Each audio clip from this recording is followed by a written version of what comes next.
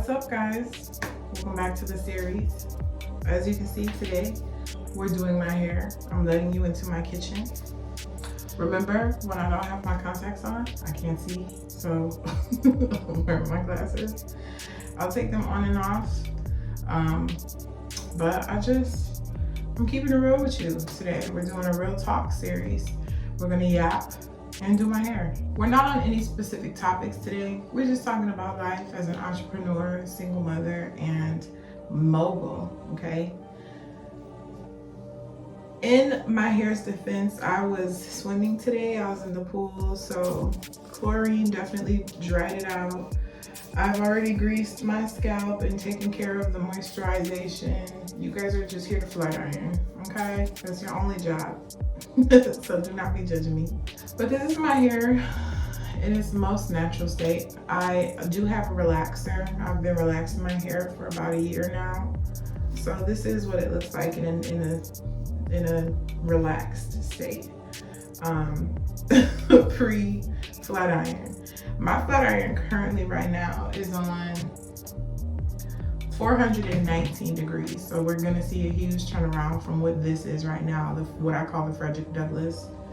And ain't nothing wrong with that, okay? This video is gonna be very brief today because it's hot and I have my flat iron on, so it's even hotter than it would normally be. And I do not like being hot, so we're gonna do this here and get right on with the rest of our day. But the first question that we'll go into, what is it like being a single mom and an entrepreneur? So I was an entrepreneur first. I was an entrepreneur, as soon as I knew I could talk, I pretty much knew I could sing. So music has always been my number one choice above anything. And when I had my son, it became number 1.5. It was still very important to me, and it was definitely still something I had to continue to choose, consciously make the choice. But it was never like I'm not going to be able to pursue music anymore because I'm a mother. And it definitely was never I'm not going to be able to pursue music because I'm a single mom. I understand. When I was pregnant, I heard a lot of horror stories. I got a lot of threats. Oh, your life is over. You're going to be miserable. Whatever fun you thought you were going to have. That stuff is projection, to be honest with you. Anybody who's ever speaking to you like that, get away from them, because those are projections. Life is what you make it.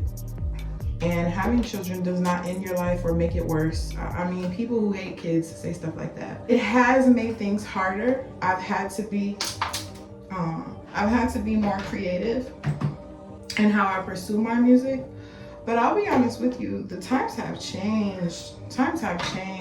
You can actually pursue music from home. You don't have to be in the nightclubs every night. You don't have to have, I don't know. I guess because I'm doing everything on my own anyway, being an entrepreneur just makes sense with my lifestyle because I get to create my hours. I get to choose my workload day to day. So I have a lot of control. If I had, the type of career that required me to answer to somebody or to make someone else happy, then yeah, I probably would have a much harder time, but life has been pretty much the same. But I will say, I'll be honest and say I do not receive assistance or help from my child's father. This is not a dig at my child's father. I've actually grown past the desire to be evil or spiteful or disrespectful. I genuinely don't care. Life has gone on for me. I've always been really good at figuring things out for myself and not relying on other people to take care of me or do their part. I'm an eldest daughter, so there goes that. But hey, it's natural to have a 2-parent household, right? It's natural to have two people who created a child both be there in support of the child. But that's not my situation. So I've definitely run into frustrations, and what I've told myself is in my life overall, it's just important for me to always be super positive, like almost a toxic way of being positive. And I don't mean that as far as actually being toxic.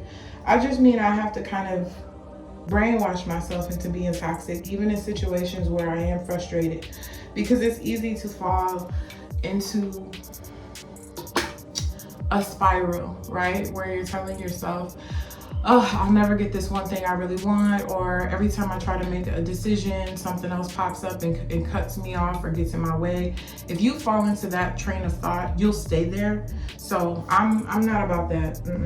I don't make excuses. I do get upset and I do have frustrating experiences and I express it. That's a part of having healthy experiences. As somebody who's very deep into mental health, take care of you first, whether you have children or not. That's my advice on that. But being a single mother and being an entrepreneur, it just means that I have to be more intentional. I can't make a decision halfway or decide to join a project and then back out when something comes up with my child. Like, I have to be committed all the way. And nothing ever comes up, so I haven't run into any problems. And I've always told myself, when I do get to the point where I'm touring the world and, you know, I need actual help, I'm probably just gonna hire an au pair. I'm being real with you. You know, hey, wealthy, successful people do that. They bring their children on tour, they homeschool them, they put them in private schools. That's the life I want for my son anyway, so it's cool. How do you handle adversity in the music industry? Wow, loaded question. Thanks for asking. I handle adversity in life in general by just pushing through. I mean, what's your goal? Stick to that, you know, focus on that. If you allow anything else to distract you, that's what you will be, distracted. If you allow something to distract you or to take you off path, then it means you don't really want what you're saying you want. You're not really ready for what you're saying you're ready for, right? But adversity sucks. I'm not gonna hold you. It's hard, especially when you realize you're being taken advantage of or you're being singled out. I was once a part of a production, a TV production. It was not an official production. It was definitely an independent movement. But it was like, you know, my first time really jumping into reality TV. And I'm thinking this is a lucrative moment. This is gonna be something that empowers me and really helps my name. Because it's like the beginning of me establishing myself as a brand. This was in Rochester, New York, and I should have known better, but I was very hopeful and very excited that I would come on set and I'd get along with people and make positive business connections. But I quickly learned the reality TV industry is not about friendships and it's not about connections. It's actually about the exact opposite. It's about making people look bad. It's about pitting people against each other and damaging your brand. So I was taken advantage of. I came on set one day and everybody there had a prior, like, they had already had conversations about me. They were all closer than I was to them. So when I got on set, I'm in the room, it's like a room full of people.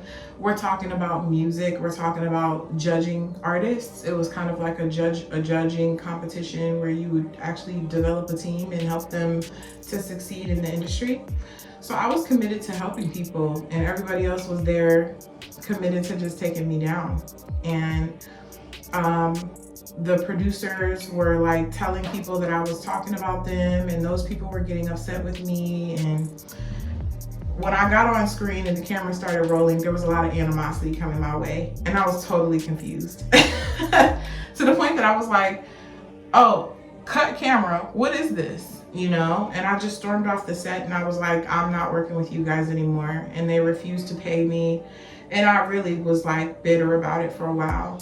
You're gonna be betrayed in the industry. You're gonna be disrespected. You're gonna be taken advantage of, especially as a woman. I'm not gonna lie, you guys. I can't even sit here and pretend I shrugged it off because I didn't. I was really hurt about that.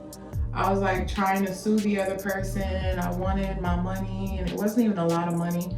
I just wanted what I was promised and I never got it. And it became, you know, obvious that I was gonna have to just take the L, keep it moving. And that's what I did eventually. I just licked my wounds and I said, all right, we learned our lesson. We don't work with people like that again. And then with every L that I did take in the industry, I ended up really just putting that energy back into myself and saying, I need to be in charge of what's happening to me in my career. And that's really where the mogul mentality came in. Instead of waiting for someone to open a door or to give me an opportunity, I'm gonna create the opportunity, period. I don't think there's anything wrong with adversity, but I do think you have to be smart and wise enough to learn from the issue instead of continuing to repeat the same failures again and again and again. Because I think day to day, every single day, I think about the people who really lost themselves to the industry, right? They lost their love of music to the industry. They don't want to touch another microphone. They don't want to write another song because they had people steal credit. They had people take money out of their pockets when they were due millions. I was just robbed of a couple $100. I couldn't imagine somebody taking a couple million from me, okay? That's where I took that anger and I put it into educating myself. What can I do to make sure this doesn't happen again? So I took that pain and I took that anger and that frustration and I decided to educate myself. How can I protect myself and establish myself in a way that prevents people from coming in and making me empty promises and playing in my face to get a couple of views? When you see these people on these shows, they're really signing their likeliness away. They're giving the production company access and the right to change the narrative on who they are or to depict them as a fighter, depict them as someone they may not be. And if it's worth that to you, go for it. But it was never worth that for me. What I'm building is much more important than a couple of views or a couple $1,000s, okay? I learned how to create a legacy. I learned how to establish myself and move as a legacy because the industry is full of people who want a couple dollars, even if it means ruining a lifelong relationship with you.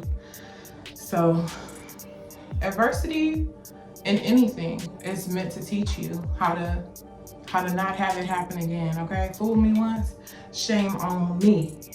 No, how is it? What does it say? Because I'm not quoting the real one, I'm quoting George W. Bush.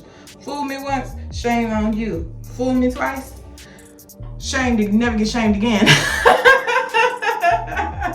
You get really good at budgeting when you are an entrepreneur. That's what I will say.